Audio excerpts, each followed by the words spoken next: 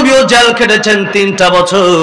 আমার নবী যেহেতু জেল খাটতে পারে, সুন্নত শুধু মিষ্টি খাওয়ার নাম নয়, সুন্নত শুধু আরামের নাম নয়, উহুদের ময়দানে রক্ত ঝরানোর নাম হলো সুন্নাত। সুন্নাত নয় শুধু দাওয়াতের মেহমান, সুন্নাত নয় শুধু খাওয়া শেষে মধুপান, আরো কিছু সুন্নাত আছে তুমি জানো কি? জানলেও জীবনে কখনো তা মানো কি? সুন্নাত শুধু নয় মাজলুম সহায়ক, আর সুন্নাত হলো হুঙ্কার গর্জন। সুন্নাত শুধু নয় মেষ চড়াতে যাওয়া, আর সুন্নাত হলো পাথরের আঘাত খাওয়া। মুহাব্বতে তাই খালিদ মোর আলী, মুহাব্বতে তাই খালিদ মোর আলী। আবু বকরের মতো পাশে থাকো কি? আর কিছু সুন্নাত আছে তুমি জানো কি? জানলেও জীবনে কখনো তা মানো কি? আমালিনা من يهده الله فلا مضل له ومن يضلله فلا هادي له ونشهد أن لا إله إلا الله وحده لا شريك له ونشهد أن سيدنا وسندنا وحبيبنا ومولانا محمدا عبده ورسوله الذي أرسله بالحق بشيرا ونذيرا وداعيا إلى الله بإذنه وسراجا منيرا أما بعد فقد قال الله تعالى في كلامه المجيد وفي فرقانه الحميد أعوذ بالله من الشيطان الرجيم بسم الله الرحمن الرحيم إن الساعة آتية أكاد أخفيها لتجزى كل نفس بما تسعى صدق الله العظيم قال رسول الله صلى الله عليه وسلم الدنيا سجن المؤمن وجنة الكافر أو كما قال النبي عليه الصلاة والسلام وقال تعالى في شان حبيبه ومحبوبه ومعشوقه مخبرا وآمرا إن الله وملائكته وملائكته يصلون على النبي يا أيها الذين آمنوا صلوا عليه وسلموا تسليما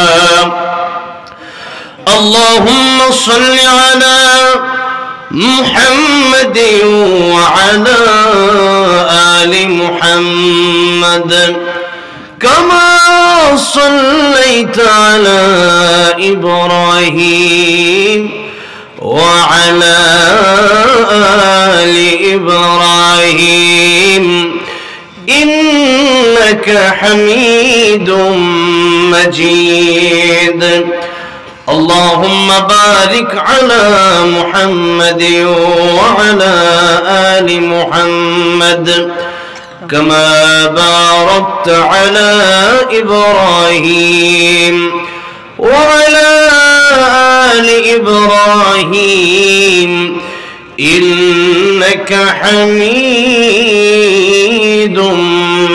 مجيد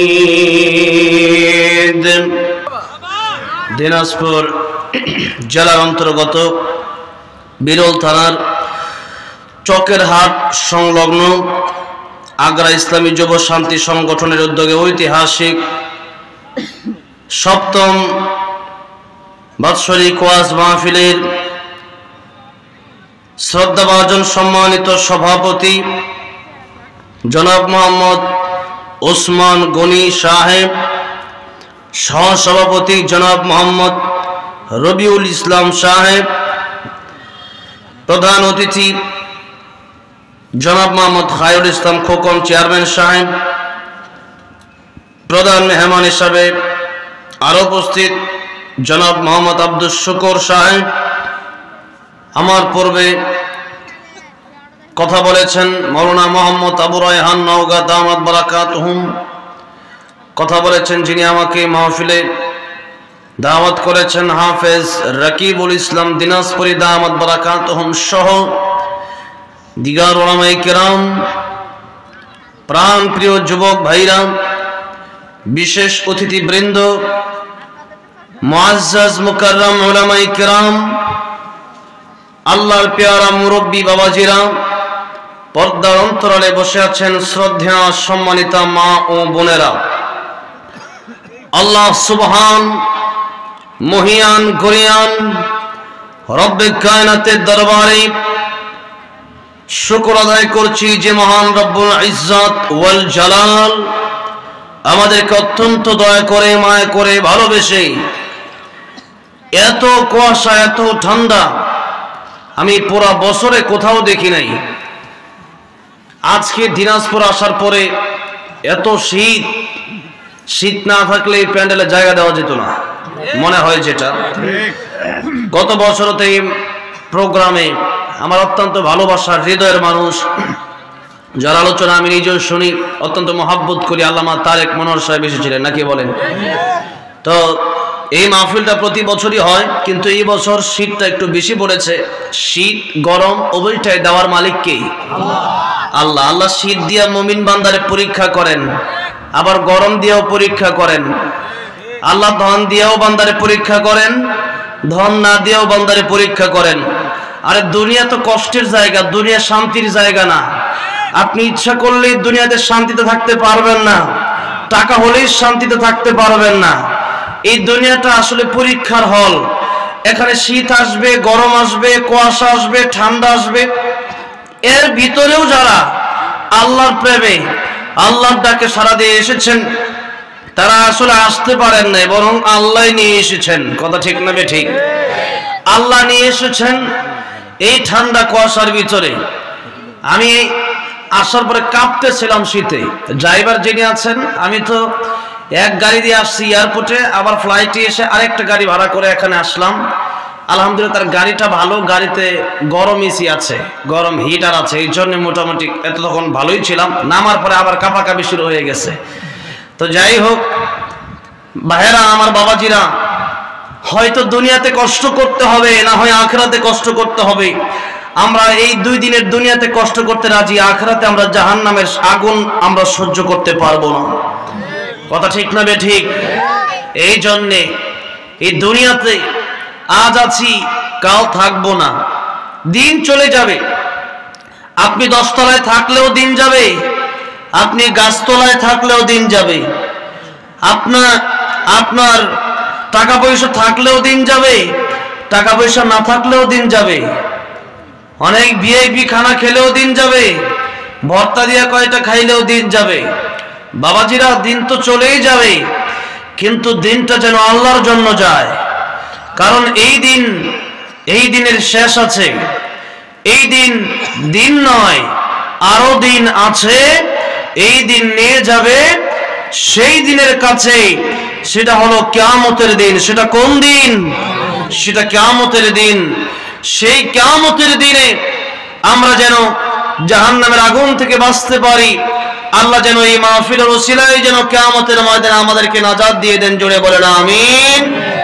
আমরা একটু মহব্বতে আল্লাহর দেওয়া জবান দিয়ে এই কুয়াশার ভিতরে যে আল্লাহ আমাদেরকে বসার তৌফিক দিলেন, এই কষ্টের ভিতরেও যারা বসে আছেন, আমি মনে করি অবশ্যই প্রত্যেকটা ব্যক্তি এক একজন মুজাহিদের ভূমিকা পালন করছেন এখানে বসে বসে। আজকে এই ভূমিকায় আল্লাহ আমাদেরকে আসার সুযোগ দিয়েছেন। এই জন্য প্রাণ খুলে মহব্বতে ইমানের আওয়াজ দিয়ে বলি আলহামদুলিল্লাহ। এত আস্তে আওয়াজ দিয়ে, ইমানদারের আওয়াজ কিন্তু আস্তে হয় না, আস্তে হয়। ইমানদারের আওয়াজ কেমন হয়? জোরে হয়। হযরত বেলাল রাদিয়াল্লাহু আনহু, উমাইয়া যখন তার মারত ঈমান গ্রহণ করার অপরাধে, কালিমা গ্রহণ করার অপরাধে, ইসলাম গ্রহণ করার অপরাধে, হযরত বেলাল তিনি বলতেন আল্লাহু আহাদ, আল্লাহু আহাদ, আল্লাহু আহাদ।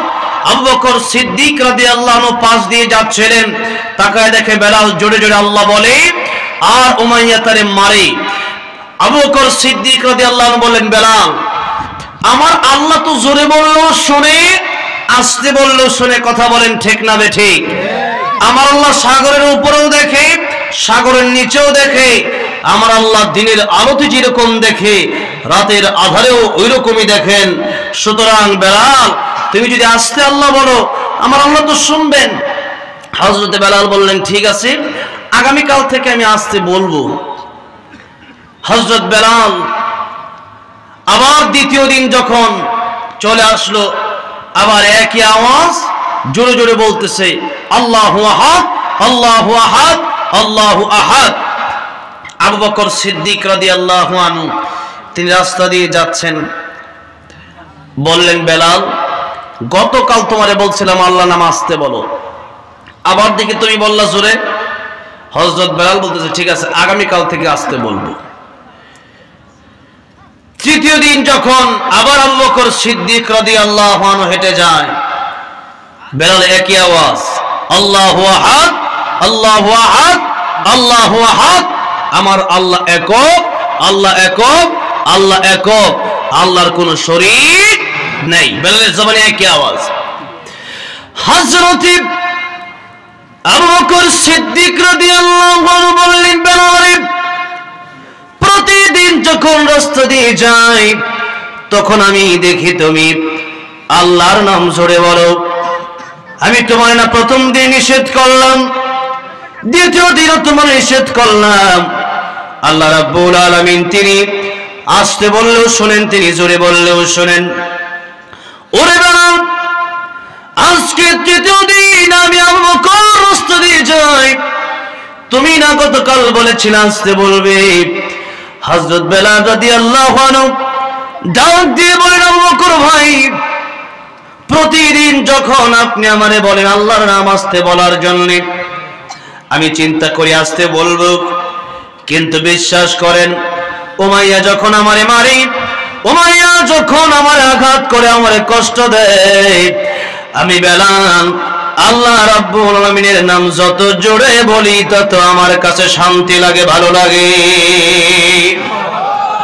হযরত আবু বকর সিদ্দিক রাদিয়াল্লাহু আনহু বললেন, উমাইয়া রে, এই বেলালকে তুমি আমার কাছে কি বিক্রি করবে নাকি বলো? উমাইয়া ডাক দিয়ে বলছেন, আবু বকর, সাধারণ গোলামের মতো তোমার কাছে আমি হযরত বেলালকে বিক্রি করব না। আবু বকর সিদ্দিক বলেন, কেমন দামে বিক্রি করবে? উমাইয়া বলছে, সাধারণ গোলামের যা দাম তার চেয়ে ডবল দাম দিয়ে হযরত বেলালকে তুমি আমার কাছ থেকে যদি চাও ক্রয় করতে পারো। আবু বকর সিদ্দিক রাদিয়াল্লাহু আনহুর মনে চিন্তা, হযরত বেলাল তিনি তো সাধারণ লোক নয়, তিনি তো এত দামি মানুষ।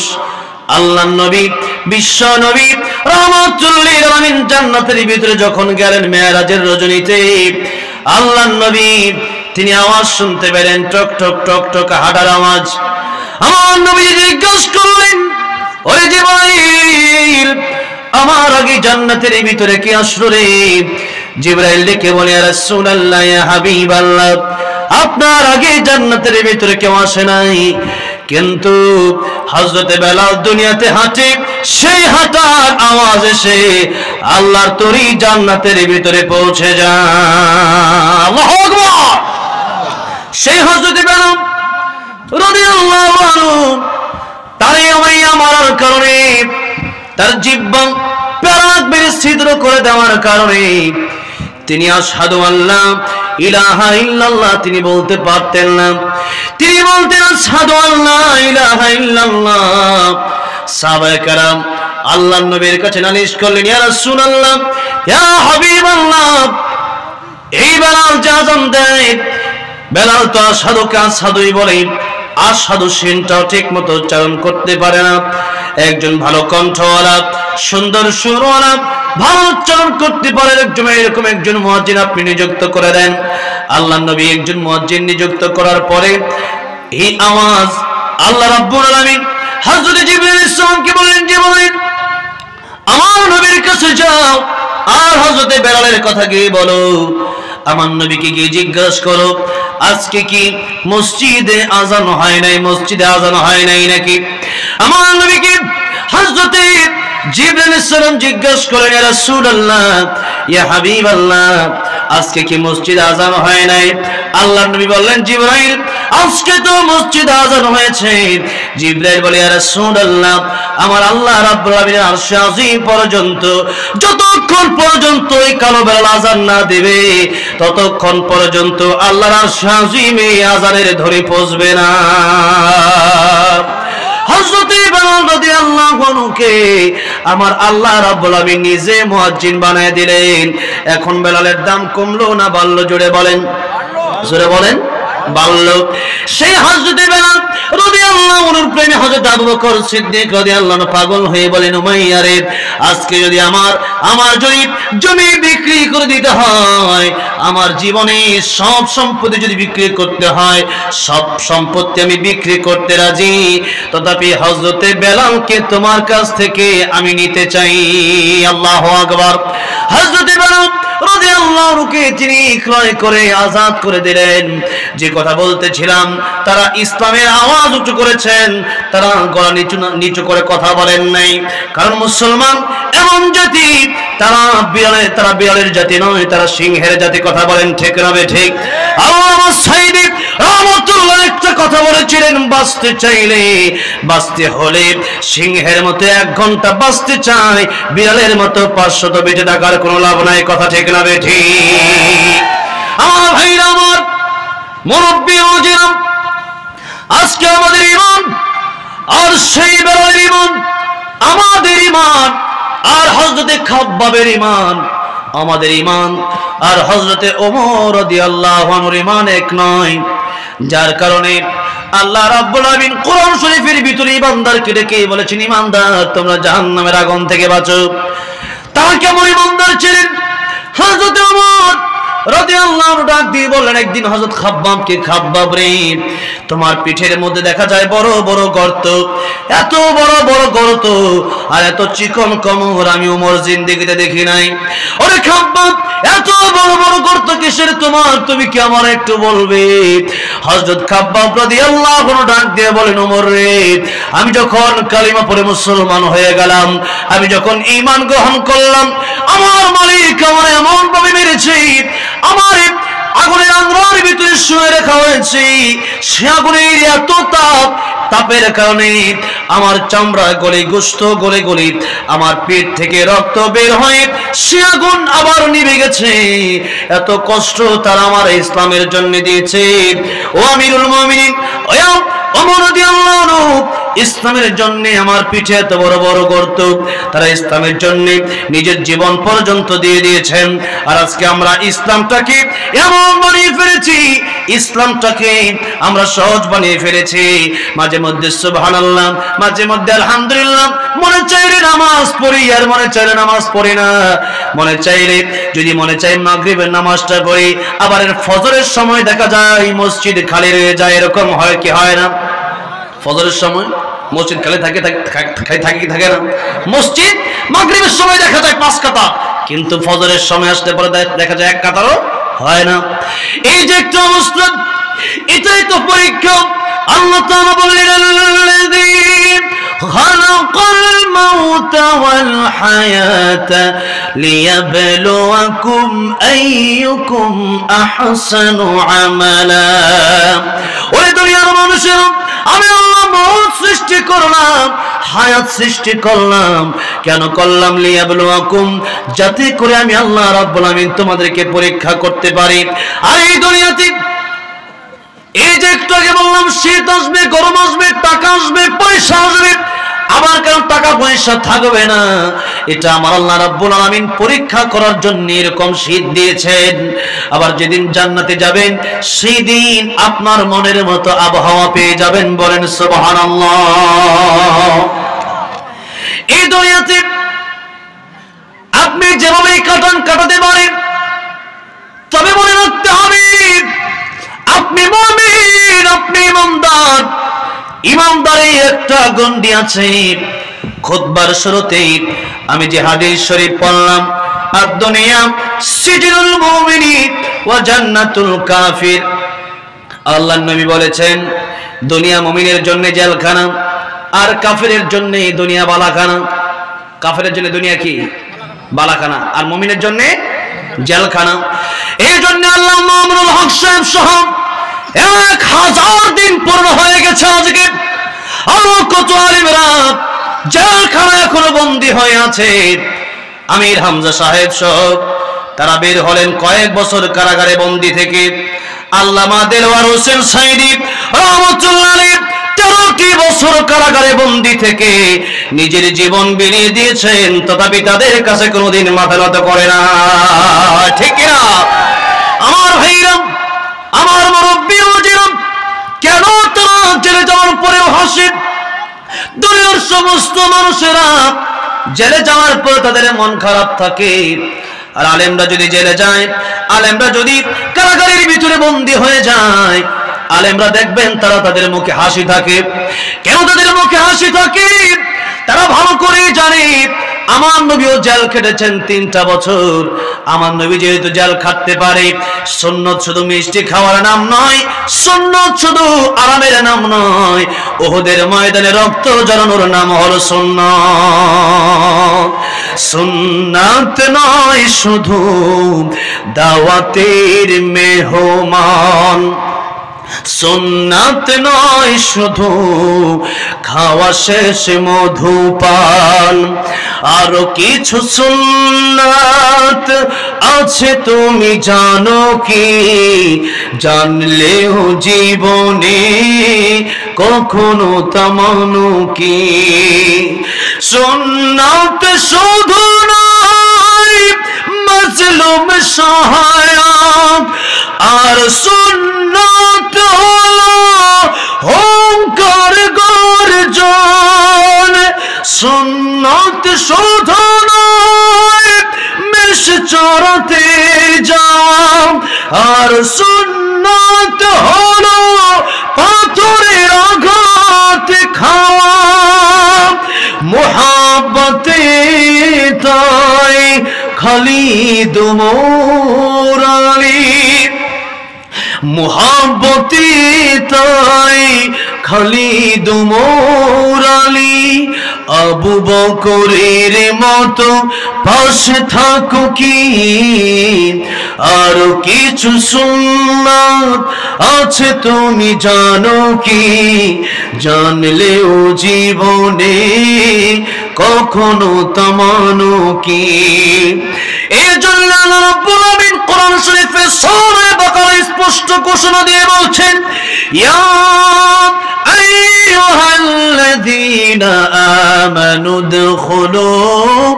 উদখুলু ফিস-সিলমি কাফা ওয়া লা তাত্তাবিউ খুতুওয়াতিশ শাইতান ইন্নাহু লাকুম আদুউম মুবিন। হে বান্দারা তোমরা প্রবেশ করো ইসলামের ভেতরে। কেমনে প্রবেশ করবা? ফিস-সিলমি কাফা, অর্ধেক অর্ধেক নয়, তোমরা পরিপূর্ণ ইসলামের ভিতরে প্রবেশ করো। অর্ধেক না পরিপূর্ণ? আজকে তো আমরা অর্ধেক ইসলামের ভিতরে পড়ে আছি, ওয়াজও শুনি আবার গানও শুনি, ঠিক না বেঠিক? এরকম নাই? ওয়াজের ময়দানেও আছে, আবার গান হলে সেখানে গিয়ে গানও শুনে। একবার মোবাইলে ওয়াজ শুনে, আরেকবার মোবাইলে গান শুনে। নামাজও পড়ে আবার সুদও খায়, নামাজও পড়ে ঘুষও খায়। হাজী সাহেব আবার মানুষরে আঘাত করে, মানুষকে জুলুম করে। এই জন্য এরকম ইসলাম দিয়ে জান্নাতে যাওয়া কঠিন হয়ে যাবে। ইসলাম যদি মানতে হয় পরিপূর্ণ মানতে হবে। উদখুলু ফিস-সিলমি কাফা, আল্লাহ তাআলা বলছেন এই পরিপূর্ণ ইসলাম নিয়ে তোমরা আমার কাছে আসো। এই জন্য ইমানের যত বেশি দাম তার চাইতে বেশি দাম আল্লাহর কাছে মুসলমানের, যারা বলে ইন্নানি মিনাল মুসলিমিন। এই জন্য আজকে আমরা অনেকে বাপের সূত্রে মায়ের সূত্রে ইমানদার হতে পেরেছি, নামে আমরা মুসলমান হয়েছি, কিন্তু আজকে আমরা কাজে কর্মে পরিপূর্ণ মুসলমান হতে পারি না। কথা ঠিক কিনা? এই জন্যে কবি বলেছেন নামে মুসলমান নাকি কামে মুসলমান, নামে মুসলমান নাকি কামে মুসলমান। নামে কামে মিল না হলে, নামে কামে মিল না হলে বইবে যে তুফানে তুমি। নামে মুসলমান নাকি কামে মুসলমান তুমি, নামে মুসলমান নাকি কামে মুসলমান। নাম রেখেছে আব্দুর রহিম, কালমা জানে না।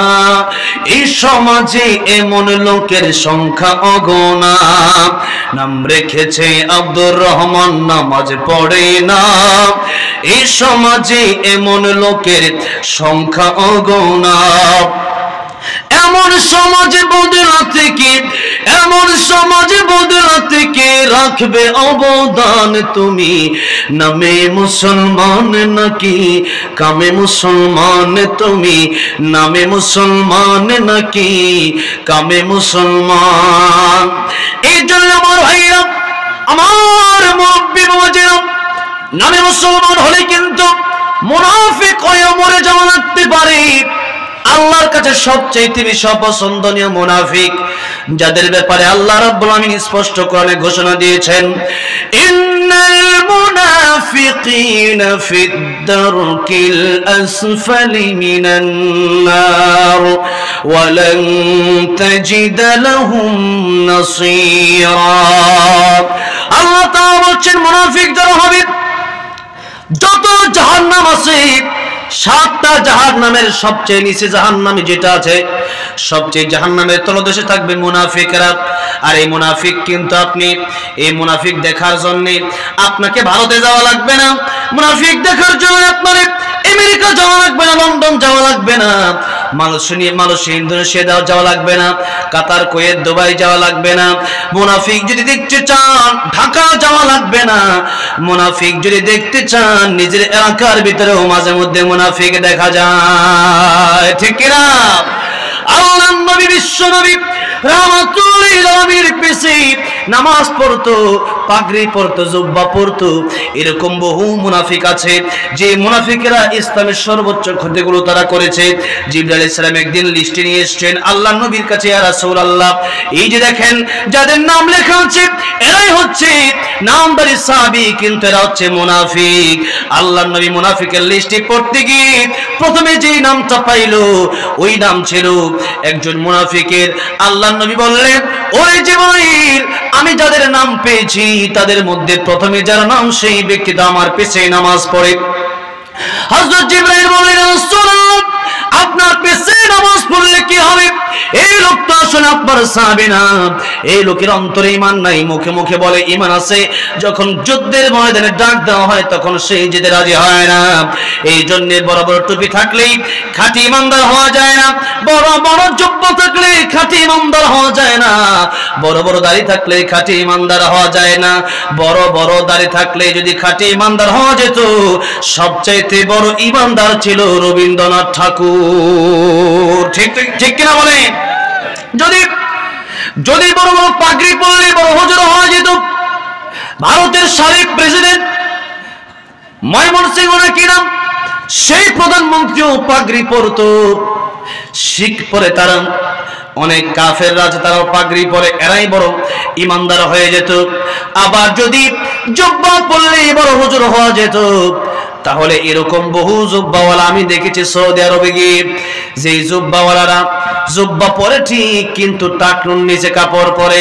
টাকনুর নিচে যারা কাপড় পরবে, যতক্ষণ পরবে ততক্ষণ পর্যন্ত নামাজের ভিতরে থাকলে এক কাঁধে ডান কাঁধের ফেরেশতা সব লিখবে, আর বাম কাঁধের ফেরেশতা 24টা ঘন্টা তার নামে গুনাহ লিখতে থাকে। এই জন্য কাপড় আছে আবার টাকনুর নিচে, এরকম বহু জুব্বাওয়ালা দেখেছি। এই জন্য জুব্বাওয়ালা হলেই বড় ঈমানদার হওয়া যায় না। আর সৌদি আরবে এমন আছে, আগে তো বড় বড় কাফেররা পর্যন্ত জুব্বা পরতো, এরকম জুব্বা দেয়া পাগড়ি নিয়া, আর শুধু নামে মাত্র মুসলমান হইয়া আল্লাহ তোরই জান্নাতে যাওয়ার কোনো সুযোগ নাই। যদি মুসলমান হতেই হয়, কাজে কর্মে আপনার প্রমাণ দেওয়া লাগবে। কাজে কর্মে প্রমাণ দেওয়ার সবচাইতে প্রথম প্রমাণ হলো ঈমানের পরে আল্লাহর ঘর মসজিদে গিয়ে 5 ওয়াক্ত নামাজে হাজিরা দিতে হবে। কোথায় হাজিরা দিতে হবে? মসজিদে নামাজে হাজিরা দিতে হবে।